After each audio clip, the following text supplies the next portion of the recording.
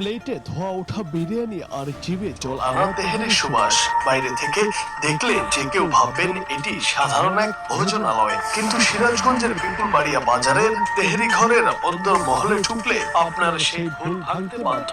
এখানে খাবারের চেয়েও বেশি বিক্রি হয় একান্ত গোপনীয়তা। বিরিয়ানি বিক্রির আড়ালে চলে এক অন্ধকার কারবার, যার নেপথ্যে রয়েছেন পঙ্কি নামে এক ব্যক্তি। পঙ্কির এই তেহেরি ঘর এখন কেবল রসনা বিলাসের জায়গা নয়, বরং কপোতিদের জন্য গড়ে তোলা এক নিরাপদ ডেটিং জোন।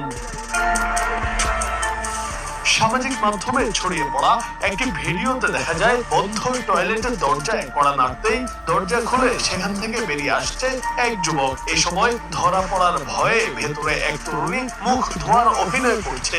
এই আস্তানার টয়লেট ব্যবহার করা হচ্ছে যুবক যুবতীদের ডেটিং জোন।